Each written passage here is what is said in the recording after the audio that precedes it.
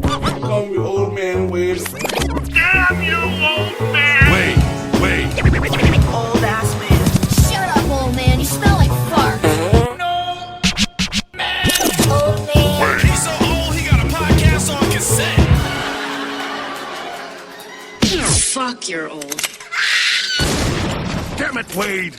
And welcome to the Old Man Wade Show. I am your host, the God of Stubborn, the Lord of Laughter, Old Man Wade. And I'm sitting here with my lovely wife, the Valkyrie. Okay. With her normal enthusiasm as always. If I change it, we'll just hear it. Yeah, she has to do that. And I have some very special guests you have heard by their laughter. We've been dying to do this for a while now. There was some cancellations last time because the weatherman said it was going to be the storm of the century. Yep. And as one of my guests here said, it was the dusting of the century. Yeah, it wasn't. Why don't you introduce yourselves? Oh, well, I am Patsy, the award-winning nerd, host of the Throwdown Thursday podcast. The what again? The award-winning nerd. Thank you. I wasn't sure if I heard you right the first time. Yes. Oh, yes. Normally angry nerd, but I'm sticking with that award-winning thing for a little while. It's still an A, so it still kind of works. Yeah, it works. Changed my Twitter handle and everything. Which is great. Yeah. I love that the awards and the... the little medal, yeah, next to the shark. Yeah. I had to... I'm not one for emojis, but yeah, this was all right. Yeah, I don't mind doing that. Special occasions, yeah. Special occasion. The special occasion emoji? Yes. Okay. Special occasions. And who's that next to you? Oh, this is my co-host in life and my co-host on the show. She is the Real Housewife of Transylvania. She is the Michael Phelps of wine, the Mistress of Merlot, and the Queen of Monsters. And award-winning podcaster. I was going to say award-winning because we both won the award for Best Interview at the inaugural Scaricon Podcast Awards. Ladies and gentlemen. Wait, so this is the inaugural one? It's the first one ever. I'm sorry. Ladies and gentlemen. Ashes One Night, man. Hello, everyone. I'm super stoked to be here. Yeah, this is fun. We've got wine. We've got rosé. We had chicken. Oh my god, I ate like a toddler. I had barbecue sauce smeared everywhere. I should have worn a bib. Yes. Steve actually loves the wings too. He's been over a couple times and I've made wings. I think The wings were fantastic. It's my signature. my signature. I learned from someone else. Hey. Yeah, but if you're good at something, just keep doing that one thing you're good at. Yes, I'm good at making someone else's signature wing. That's why I stopped having sex, so I'm not good at it. Well, no, you're just good at that one thing. Yeah, one thing. That's why I married him. That wasn't much. It wasn't the kitchen cooking. So I want to thank you guys for coming. This is before we get into that, tell us about, because you guys, like I said, award-winning podcast, and we joke about it. It's a really good show, and Thank you. It's a variety of. I guess pop culture would be the best term for it, but I like the fact that it's not just a show describing what's going on. It's actually kind of informative. So We try. So when you bring when you're doing a topic, you bring somebody on who's knowledgeable about it. Like Shazam, you had Brandon come on. Yeah, So, but we didn't know anything about Shazam. so talk about the show. So But you have your spiel, so go give the spiel that you gave it. I am an excellent salesperson. So we talk about characters the same way other podcasts do film reviews and whatnot. And we do a plethora of characters. We're a very eclectic podcast. We do everything from the Game of Thrones series that we did to horror characters, sci-fi, comic book, just regular book, TV, you name it. We have or will cover it. We have a RuPaul episode on the docket that I'm very excited about right now. That's for Pride Month. Yes. And that'll actually be Right? Yes, queen. Do you do Pride in Provincetown? I haven't, but that's on my list. We're going this year. Are and you? it's so much fun. When The is place we're it? staying has a pillow. The weekend, the 7. No, We're going the 18th until the 23rd. no, 20, Longer. 24th maybe. But Of what their month? drag August. parade is out of. Oh, well, I mean, because P-Town is infamous for their drag enthusiasm, and we go to the Cape every year for our Tatiana's? anniversary. Right on the pier, Oh, nice. Tatiana's. Oh, their lobster rolls. Very good. But they're always promoting some sort of show, and when we're down there are, it's a very eclectic group of people, which I love. But every year that we go down there, we see this one drag queen. I keep meaning to ask her name, but she's the one on the bike. The one that and loves she you. will change her outfit like 5 different times, and she rides a bike with different promotional stuff on it, promoting the shows for the night. That's amazing. And she is fast. She is in heels on a bike, That's amazing. riding down the streets of P-Town, being like, "Hey, sweetie, you need to come check out this show. Oh, I see you, Miss Pink Hair. You want to come here. It's like, yes, I do want. Are you going to be there? Because yes, I do want to see you." So, but yeah, our show is really it's different than most of the shows out there, and we really pride ourselves on that. We've done some great interviews in the past. We won an award for that interview that we did with the cast of Megladon from the Sci-Fi Asylum film. I'm not gonna lie, I was super jealous about that too, by the way. And it was such a good movie. It was. It was better than the Meg. No, it was. It was more. No, I laughed. It was. I would say that they're both equally just stupid fun. No. And both of them were okay. No, he's gonna. I have to get into a little. Hold on. I'm just gonna say my piece. Yes. And I like them both equally, but for different reasons. As a shark enthusiast. Not just as a shark enthusiast, but I've been a fan As of a Meg. self-proclaimed doctor of the subject. Yes, I am. I have my PhD in sharksploitation. I'm going to add that to my intro. Going to the title list. As a person who has read, I think, all of the Meg books. I think there's 5 or 6 of them. Wait, there's books? Yeah. Oh yeah. And someone Yes. who interviewed author Steve Alton about the Meg. I had a special place for the Meg in my heart.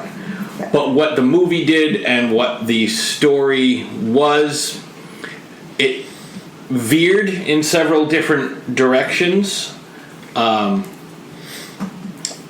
there were some things that I was like, well, I wished I could have done this better. I did like the way they did this. I liked the way they made the shark look. Like, it was really cool. I was kind of hoping that they would go with the original way the shark got up through the thermocline, but What's the original way that they went through there? the original way was there were 2 sharks.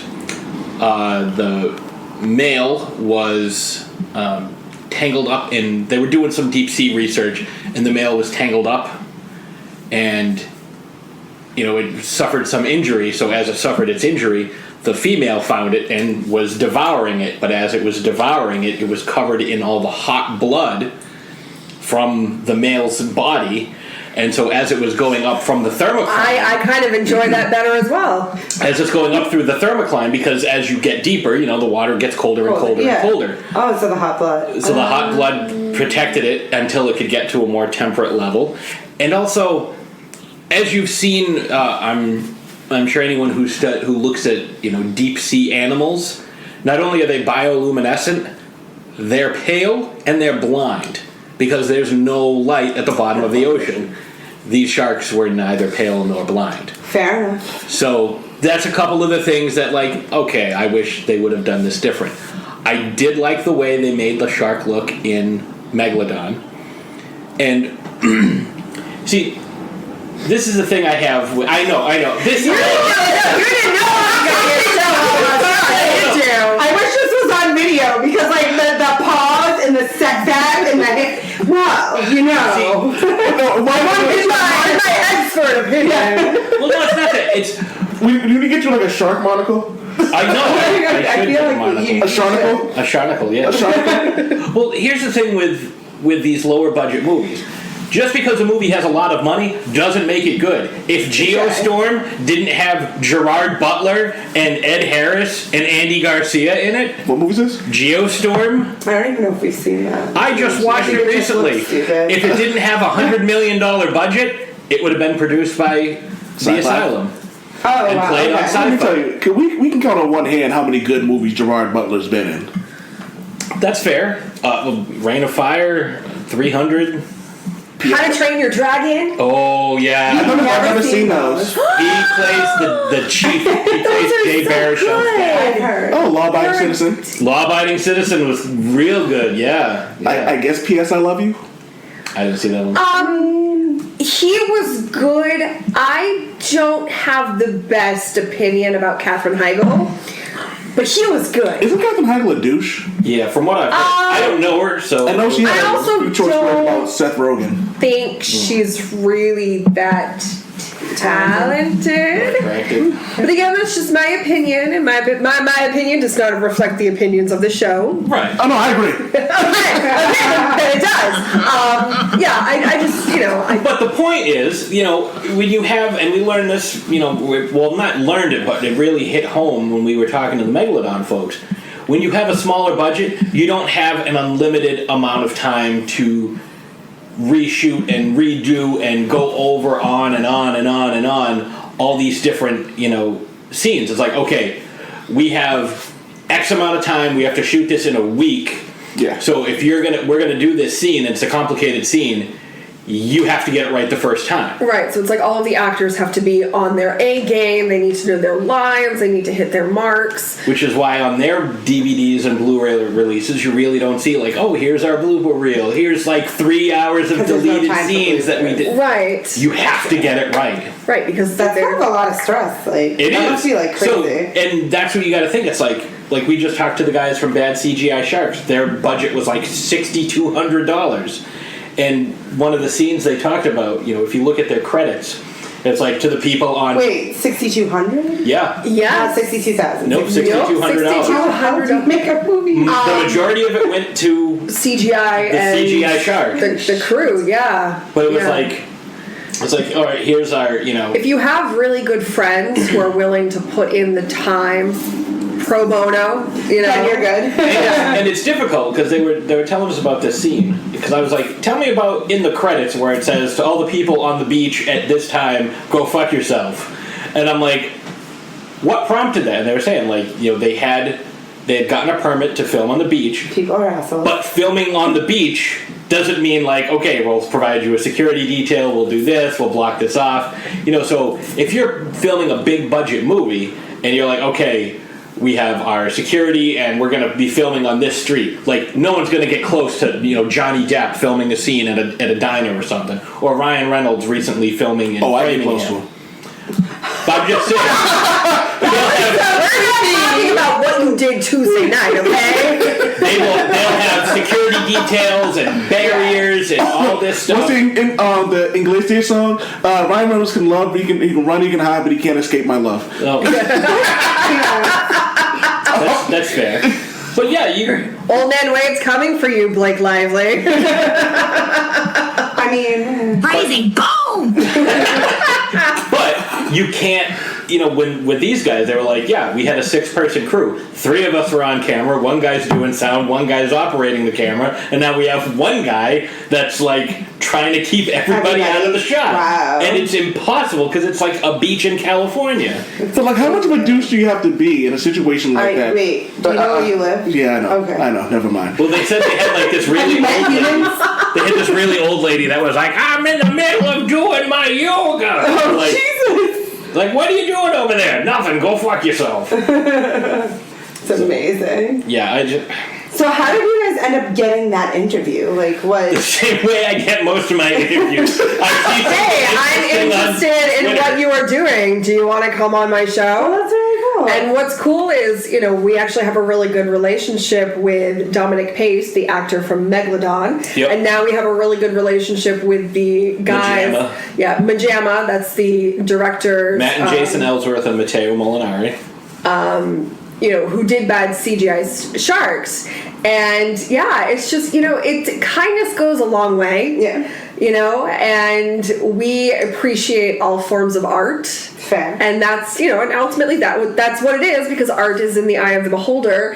It's just, if you treat people and in this business, this entertainment biz, so to speak, everyone's looking for promotions. And we love promoting stuff. We love promoting people, and we love being promoted. So it's like, it's kind of a trade-off. It's like, hey, we'll have you on our show. We'll talk about your characters. We'll talk about the movie. We'll make a really good show out of it. It's a product that we can then promote, and you in turn can promote what you're working on, and it's promotion for us. In turn. You and I, Old Man Wade, we go back and forth all the time. Like, I'll have an article or a podcast episode, and you'll share it. Your stuff comes out, I share it. And that's one of the things that it befuddles me that people to understand how that works. It's like the idea of one hand washing the other is actually a real thing. Yeah. So all it takes is the right person to see something, and then it skyrockets you somewhere else.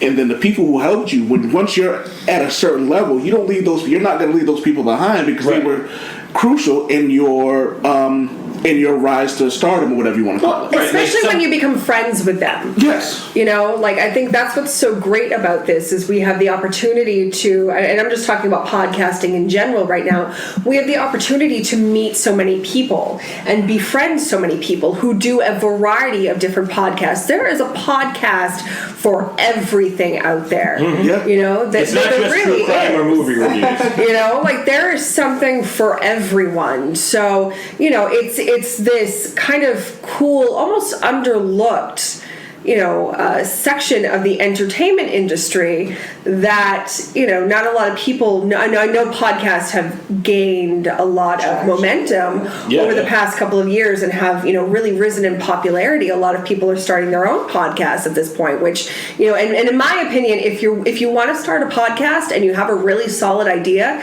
just do it. See what happens, But like it's going to suck at the beginning. Just keep at it. But I deleted something. I don't think anybody needs to hear ever again. I've never deleted anything, but it's just. But it's kind of cool to kind of have that out in the ether. And sometimes I go back and listen to some of our older episodes and kind of see where we started and we just recorded episode 156. Wow. I know. I'm always like, I can't believe how fat I sound.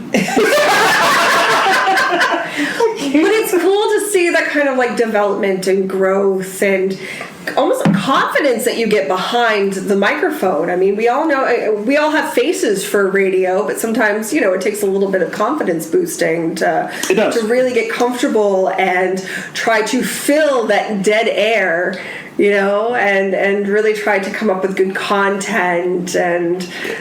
But what's funny? We, and I say we, because we have this little random group and circle of people who are podcasting, Facebook groups, and musicians. Steve has been a super supporter of mine and been super helpful with everything he does. So when he has something to promote, I'm all for it. Yeah. When he had the thing in Plymouth for his book, I made sure I was there because he's been supportive. Brandon has always been he said he doesn't listen to podcasts, but he always makes sure that when I have an article, he clicks on it because he knows those clicks mean something. Right. And on a personal level, if I'm on Twitter just talking about being angry or depressed, you'll see it and reach out to me. Hey, if you're okay, don't forget that I'm here if you need something. Right. So it's funny that within the group that we found within the last 2 years, how close you get. Yeah, because all of us here, we're trying our best to live our dreams and live our lives and just be regular everyday people. And it's actually been kind of motivating and encouraging when when you have someone like Justin. Justin Cooper, you guys. Yeah, Cooper. Yeah. Oh yeah. Yeah, and he's Cooper was on our show a while ago, and he's just been Cooper is super great, man. Super Cooper. Super Cooper. Yeah, Super Cooper. I love it. Somebody text him right now. Oh, he'll hear We it. have your nickname. I'm not even Super Cooper. He's gonna listen to this driving from Connecticut to Illinois. I can't wait till he hears. First of all, drive safe, sweetie. But second of all, Super Cooper. I feel like he needs a t-shirt now. Super Cooper. But look, what's funny? Update your T-Public store, buddy. Right? It's true. I feel like we've met a lot of people even within the last year. Yeah, we just thought have been really cool. Well, awesome when did we first start interacting? That Black Panther show. Yeah, That was February of last year.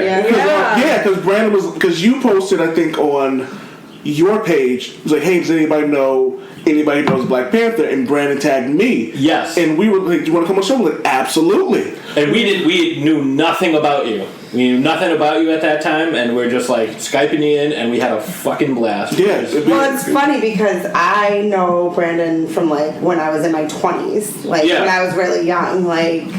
So like when Mark was like, "Oh hey, do you know this kid?" and I was like, "Yeah, no, he's actually really cool. He's wicked knowledgeable. Like he's like you. Like he's a nerd. He loves everything that has to do with everything movies, comics, TV. Like for a long time, I thought you guys were the same person. Well, I'll tell you why. So, Rhode Island Comic Con last year, we're chatting with Brandon and Dara, and they're like, "Oh, we gotta go run off to our photo shoot with Zachary Levi," I see and they walk away, and then he comes walking around the corner the other direction. Hey, did I miss Brandon? Oh. It's like, Clark, you just missed Superman. Oh, did I? Oh my God! I'm like, no, they're the same guy. I know Mark's a big, tall, black dude, and Brandon's a shorter, pale Irish guy, but. Secret identities are secret identities. Oh my God! How funny would that be? We just go into a phone booth. This is like one person comes up. They had the TARDIS thing. They had like the TARDIS display there. Is Brandon Mark or is Mark Brandon? It'd be like the Hulk cover. Yeah. Is Bruce Wayne the real mask? Oh my God! But no, it's. Well, we finally got everybody together. A couple for your show. Yeah. We all met up.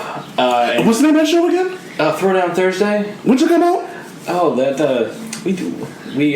it comes out Thursdays, right? Yeah. It's Throwdown Thursday. It comes out on Fridays. I was actually asked when well, what happens if because when we first joined a network, there were 6 shows on the network. Oh wow! And every day had a show that would release.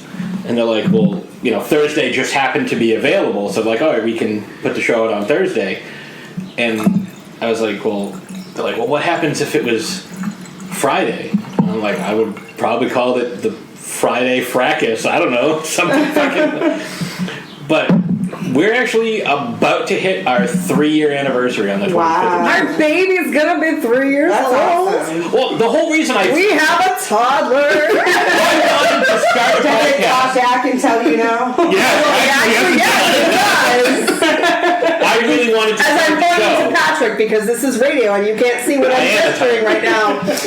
But I really wanted to start a show, and I really wanted to do it with her. And she's like, I don't know, podcast. That doesn't sound fun. I'm like that all the time, and he gets really mad at me. So check this out. So I started doing a show for Lavelle's network, blackrabbit.com. Yeah. So I started doing it's all comic book related, and my buddy Duke was like, you need to have Maria. She should be like, you guys work so well together. Want to do something together? I'm like, well, she doesn't really like podcasting. So I was like, all right, I'm gonna do this comic book podcast because I really like doing just comic book stuff.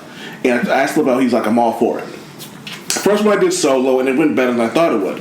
And then I forget what it was we watched, but I was like, hey, do you mind coming on? That's my wife. She was like, can you come on the show and do this with me? She goes, yeah, absolutely. And so we're talking, and the goal was for the show to be 30 minutes. But then we start talking about this random movie or whatever was watching. We're bouncing ideas back and forth, and it ends up being an hour. And she was like, I hope it was good. I'm like, oh, you're fine. And so Lavelle hears it, and I'm waiting for critique. He goes, oh, you guys work great together.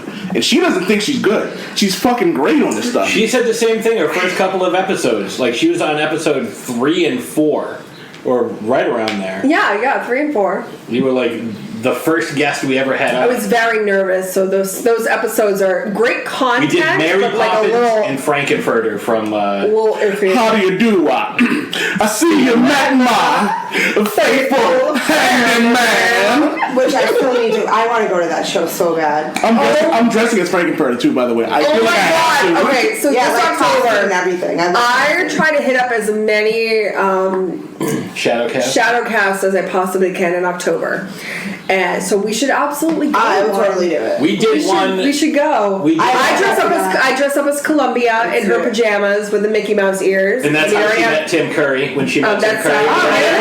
really cool. Rhode Island Con? Yep. Yeah, I met Tim Curry at Rhode Island Comic Con last November, and it was the best money I've ever spent in my life. So the picture has never seen the light of day because I'm sitting there and I'm like, okay, I gotta play it super cool, just whatever. It's just like the icon that is Tim Curry sitting in front of me, And so I go in and he had a stroke a couple of years ago. He was iffy for a little bit, but he's in a wheelchair. He has limited mobility, but boy, his wit is sharp as a tack. Oh my God, yeah. He does not miss a beat. And I go in for my photo op, and I'm just like trying to keep it super cool. She was shaking. I was like, Mr. Curry, it's just an absolute honor to have this opportunity to meet you. Like, you have been such an impact in my life. Like, I just, this is one of the happiest days of my life. And he's like, oh, thank you, sweetie. And he's like, well, what is your name? I said, well, it's Ashley, because that's my given name, my birthday, my Christian name, Christian name. Considering the conversation we just had earlier before we started, that's hysterical. I said, and he just looks at me and he's like, oh, what a beautiful name for a beautiful girl. That was her shit. I could not. Not the best time for. I was so white girl I could not even. I was so cheesing. So and this all happened within a couple of seconds because the line is so long. Get in, take the picture. In and out. Yeah. So it's not like they're gonna sit there and be like, okay, is this picture good? We can take another one. No, it's the picture that you get. So he said that to me. I'm cheesing out, and they're like, okay, 1, 2, 3. And so the picture's of me trying to hold back tears because we get in line. I was behind the camera because I didn't pay to be in the shot with them. Yeah. So, and then we just get back into the line to pick the picture up. And as soon as we left the curtained area, I just lost it. I was like, thanks, I'm beautiful. Thanks, I'm pretty. And one of the little girls in front of me, she was like, oh, sweetie, she's like, don't cry, you're going to ruin your makeup. I'm like, it's waterproof. And it was great because she was concerned she wasn't going to be able to do it. And I was like, well, it's right after your birthday. It's a couple weeks after your birthday. I will move some bills around and I will make sure that. So he paid for half and I paid for. Because, it was kind of pricey, but. $200 for a 30-second interaction with Tim Curry. But I also got an autographed picture as well. So I have my picture and, Was that Rosario Dawson thing that much? It was a good amount of money. Jesus. That bitch canceled though. Fuck her. I'm so pissed. The only person who made you on the level of Ryan Reynolds is Rosario Dawson, and she was supposed to be at the Rhode Island last year, but she ended up canceling. The bitch canceled. She was at a rally for it was a women's right rally for politics. Certain people cancel because of like illness, Carrie Fisher was supposed to be there a couple of years ago, and she canceled, and then shortly after that passed away. Yeah. So I get it. Fine. So I was incredibly disappointed, but I don't know if I could have been. I don't know if I would have been able to hide my boner. So probably safer. I don't know. A long shirt. We're like a dashiki. I would have to wear one of those old 90s No, just get a Nana Moo. Or one of the ones from the stuff from Homer when he gained. Yes, a Hawaiian print Nana Moo. You could shower cap is optional, but I kind of feel like you have to wear a shower cap too, though. I mean, if you're gonna do it. I mean, you could just consider it cosplay. I mean, I still have mine from when I was 11 at Rock and Shock a few years ago. We did gender swap Stranger Things. I was 11. I shaved my head and I shaved off all of my beard. And I did. Did he look like a pedophile? When he does it, because he looks like, I'm like, nah. No, I look more like a pedophile with the mustache. He looked like Uncle Fester in drag. That's what some people say. I can't not have a beard. I look like a melted bullfrog. But I had like done his makeup, so he had like the sunken in eyes, and he had like some blood coming out from under his nose. And I got him a Nana Mumu on clearance, to kind of look like the dress that she wears. And he had like Chuck Taylors, and I had my high socks. Right, and you had like a navy sweatshirt hoodie that you wore over it. This was not last year before, so 2017. No, I might Facebook stalk you and seen your picture, so I might. I found a Facebook stalk. I get bored in that Facebook stalk. I do that to people all the time. No, I think it might have been 2016. It was whenever the first season came out. But anyways, like at that time they hadn't done Stranger Things had just come out, so they didn't have all the costumes and stuff that you could find. So we were just kind of capitalizing on whatever we could find. So he was 11, I was Mike, and our former co-host at the time, Agent Nicole, was Dustin. Oh my god! And she was handing out pudding chocolate pudding packs. Oh, that's amazing! And we were running all over the place, kind of like playing Marco Polo, but instead she'd be like, "Mike, I found the chocolate pudding!" And people took pictures with us. People that I have known for over a decade didn't know me. It's amazing. People that I knew, people that I because he didn't have the. We hung out with a bunch of people on Friday night, and then I show up Saturday, and some people are like, "Why is this guy coming over looking at me like this? Like, why are you coming over to me like I went up to Trish Wooldridge from the New England Horror Writers, who I've known fucking forever." And I was like, "Hi, Trish." She's like, "Hey, how's things?" And I'm like, I had to tell her who I was, and she's like, "Oh my god!" Because people awkward. How do I know you? No, I don't think she didn't recognize me at all. Yeah, it's kind of like The Stranger, but with facial hair. So it was like a straight. You get what I'm saying, right? Phrasing. Yeah. How is it not a porno called Stranger Things? There might be. You only need one person for it. That's exactly my point. It's just it feels like it'd be like jack off shit. Stranger Things. I mean, whatever people are into. I mean, go for it. What was it you guys did last year? It was a gender swap thing. Oh, I was the shark from Jaws, and she was Quint. They didn't recognize you. That's what it was. I remember looking at people going, "Why is Ashes tagged?" Oh my god. Yep. She had the mustache and she had the long sideburns. Yes. You know what? Sometimes I shouldn't Google that, so I'm not going to. I thought about it. I was like, no. The internet is a magical place. Yeah.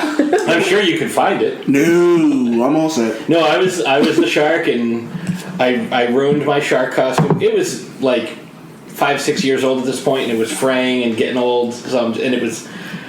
Because I can't eat anything without we tried to recreate the Quint being eaten by Bruce the shark from Jaws scene. Yes. So my pant leg was shredded, and he had blood all over his shark suit, and some of the pant leg shredded in his mouth. Oh, that's awesome. And then he also took a water bottle to kind of look like the tank at the end. Yeah, tank. I painted it silver. Smile, you son of a bitch. And stuck it right inside the mouth. That's amazing. Yeah, and unfortunately, we were at a bar at the time, and they did not have Narragansett, so I had to settle for PBR. Beer is gross, but at PBR, it made for some very great picture opportunities. Yeah, so, we took a lot of I was sitting there with a PBR just being like, here's the swimming with bow-legged women. I love it. But yeah. People are like, where's Ashes? And she's like, I'm like, I'm right here. They're like, shut up. Let me tell you, I used to work at a bar. First, there's two stories. First off, I used to work at a bar, and after hours, we used to be able to drink. So the options were Keystone or PBR. I drank Keystone. At least it tasted like water. So you talk about ruining costumes. The first time I did Pride, I'm going to show you a picture. I was female Captain America. Wig, costume she had on, the whole 9 yards. Yeah, he took my costume. I saw that. Yes, Queen! I ruined. I sweat all through that fucking thing. Oh my god! Look at that! I Facebook stalked you, and I saw those things. I love how you're wearing the pride flag as a cape. Oh, it was fucking great. Oh yeah, that's inaccurate. Captain America does not have a cape. Excuse me. Don't get me started on that, man. But yeah, can I tell you how much one thing I If hate? you had a rainbow shield. Mark likes to be in drag. Don't let him fool you. I just make an ugly woman. He loves drag. It's Well, that's very okay. We're talking about what we're doing this year, and it's like apparently like we switch off every other year. So now this year he has to be in drag. So I don't care. You know, he likes it. I got some cat calls walking from the DCU Center to the Cove. He likes wearing dresses because it airs out the bits a little bit. that's fair. It really does. I mean, I needed because I had my wallet. He stuff. still wears the Nanomomo that I got him was from Walmart on clearance for $5. Yeah, it's like $5-6. He still wears it to bed. Yes. In the summer. It's a night shirt. Yeah, ultimately, Yeah, but sometimes it's it ends really up long, it ends up being like a crop top, and by the time I twist and turn and sleep, So you're wearing a baby pink, hot crop top. By the time I finish tossing and turning, I wake up the next morning. It's like, yeah. He gets out of bed. I'm just like, hey, baby. Like, why am I cold? He's like, oh, it's a bit nipply in here. Yeah, but that's the only part that's covered. Oh, sweet Christmas. This is amazing. So I kind of figured this was going to happen. I was like, we haven't even gotten to like the show topics you were. No. about. I'm going to put out 2 episodes next week, so this is going to be episode 1. Oh, nice. So this has been. So are we recording 2 episodes today? Yes. I'm excited! It's so fluffy! Oh my God, I'm gonna die! It happened to me. I went on my buddy's show, the Best Darn Diddly podcast, and we covered because they're a Simpsons review show. They started with episode 1, and they're just mowing their way through. Funny story. Maria suggested this now that we have Hulu because I was telling her like The Simpsons is still a really good show. It's only this most recent season. It's not. No, don't tell me that. But it will be on the Disney streaming service in November. All right. I'll wait till that. Because Disney owns everything. Yeah. Oh, yeah. Disney owns my tampons. Like, I mean, they own fucking everything. You beat me to it. Is that time of month again? He shouldn't be taxed. But I was on their show and I was going to be episode 98, but I live and breathe the fucking Simpsons, and it was the episode where when Homer was the chosen one, the Stonecutters episode. Do you know the song? Please tell me you know the song. Oh, I sang the song. Can you please sing the song for me? Who controls the British crown? Who keeps the metric system down? We do. We do. Who keeps the Martians under wraps? Who keeps Atlantis off the maps? We do. We do. Who holds back the electric car? Who makes Steve Gutenberg a star? We do. We do. Think of my favorite one. Robs cavefish of their sight. Who reads every Oscar night? We do. And after the old man We Wade show. do.